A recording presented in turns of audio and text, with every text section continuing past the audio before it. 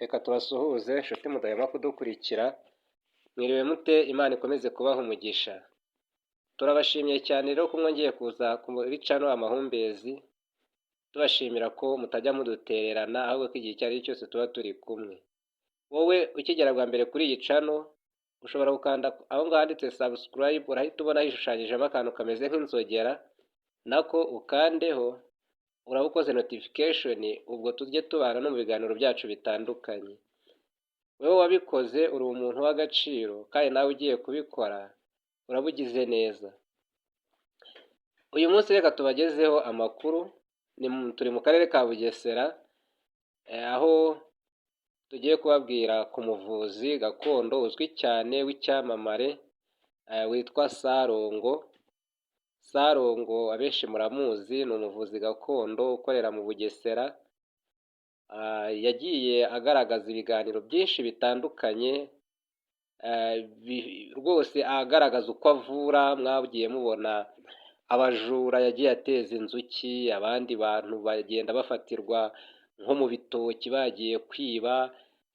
Yagiye akunda kuvura abantu batandukanye, bamwe bari barwaye indwara zituruka ku myuka mibi. Mbega abenshi muramuzi, ndumva igihugu cyose ndetse no hanze y'igihugu abenshi bamuyobokaga rwose.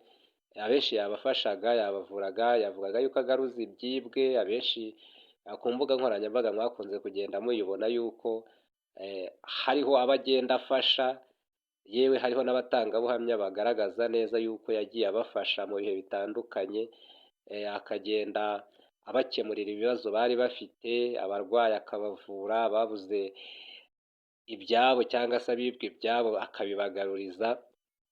Gusa nanone hagiye hagaragaramo n'abandi bantu bagiye bavuga yuko uyu muvuzi Sarongo yagiye abahemukira, abarya utwabo. Mbega ibintu byabaga ari nk'imbusane, bamwe barashimaga abandi bakanenga. Ubwo rero muri iyi minsi yatawe muri yombi n'ubugenzacyaha, afungiye kuri gereza ya Rilima iri mu Bugesera. Ubwo rero urukiko rumaze kumufatira ibyemezo, rumaze kumufatira umwanzuro wo gufungwa by'agateganyo iminsi 30. Uvuga ngo iminsi 30 y'agateganyo agomba kuyimara muri gereza ya Rilima, kugira ngo habe hegeranywa ibimenyetso. Ubugenzacyaha cyangwa se urukiko rwanze kumurekura kugira ngo ataba yakwica iperereza ari hanze. Niyo mpamvu yasabiwe gufungwa by'agateganyo iminsi 30 kugira ngo habe hegeranywa ibimenyetso bimushinja. Uyu Sarongo rero ikintu cya mbere aregwa cyane ni iyezandonke. Iyezandonke ni ukuvuga ngo ni ukuba yabona umutungo ariko binyuze mu buriganya.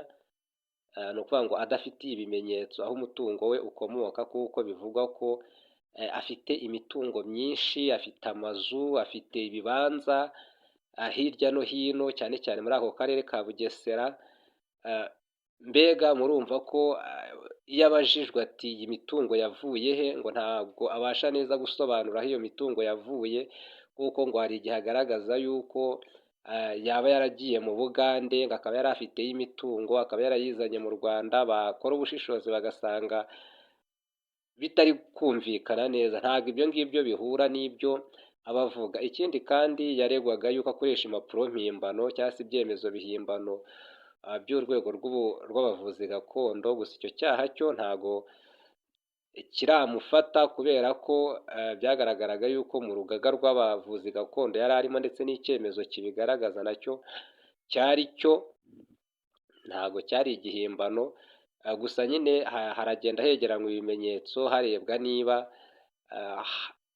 hari ibindi byaha byamuhama. Ariko icyaha cy'iyezandonke cyo nicyo kenshi na kenshi akurikiranyweho, kubera ko buriya murabizi uko byagenda kose leta y'u Rwanda yashyizeho gahunda cyane yo kuguma igenzura abantu n'imitungo aho bayikomora, kuko byagiye bigaragara yuko hariho abantu bagenda bakanyereza imitungo mu buryo butazwi, bagakoresha imitungo bayikuye mu biyobyabwenge. Bamwe bacuruza ibiyobyabwenge, abandi bakora ibintu bitemewe, ndetse hariho n'abakorana n'imitwe y'iterabwoba. Urumva rero ko leta iba igomba gucungira hafi kugira ngo irebe ngo mbese uyu muntu uyu mutungo akoresha awukura hehe.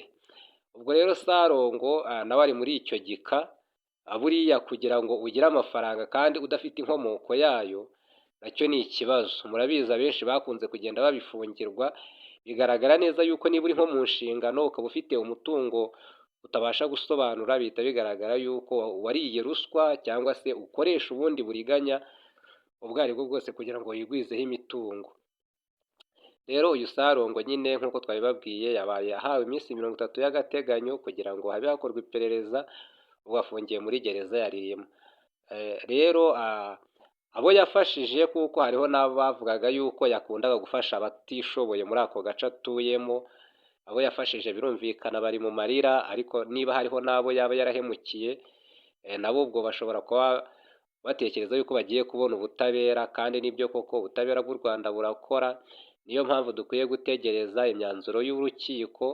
Twebwe nk'abantu hari igihe tuba tutazi neza ibijya mbere, tutazi umuntu nyirizina ibyo akora mu buryo bufatika, ariko burya leta iyo yinjiye mu kibazo iba yarakoze iperereza kuva kera kugira ngo isuzume neza, ntabwo ipfa guta muri yombi umuntu by'ako kanya gusa, ahubwo iba yarakoze ubushishozi kugira ngo irengere inyungu z'umuturage. Rero reka dutegereze imyanzuro y'urukiko, kuko urukiko burya ni rwo rufata icyemezo rukavuga ruti uyu muntu ararengana cyangwa se ni umwere. Niba arengana twizere ko azarekurwa, kandi niba hari ibyaha bizamuhama nabwo azahanwa. Gusa iki ngiki gikwiye kuba icyigisho kuri buri muntu wese ukiri mu nshingano cyangwa se ufite ibindi akora, akwiye gutekereza ati ibi bintu nkora si ryaba ari iyeza ndonke, si ugushaka kwigwizaho imitungo ariko ntayifitiye inkomoko, ni ukuvuga ngo ntafite ahantu nyikomora. Niba ufite akazi, wenda leta yaraguhaye akazi ukaba utanga nawe akazi, ugomba kumenya yuko nuguma urya ruswa ku bantu winjiza mu kazi, uko byagenda kose bazakubaza ati uyu mutungo wawe wawukuye hehe. Ubwo rero ukwiye kuzasobanura ngo uyu mutungo wabonetse utya. Niyo mpamvu ruswa ntabwo ari ikintu cyiza, kandi no gukora ubujura ubwo ari bwo bwose nabwo si ikintu cyiza, no kwitwaza icyo uri cyo, wenda urugero ufite nk'ubwo buvuzi ugashaka gukora amakosa, nabwo ntabwo byaba ari byo. Gusa ubutabera ni ubutabera nyine, ntabwo burenganya ahubwo burenganura abarengana. Niba hari umunyantege nke wahohoterwaga n'umuntu ukomeye, ubutabera buramurenganura, kandi niba hari n'umunyantege nke wahohoteraga umuntu ukomeye, ubutabera buramurenganura.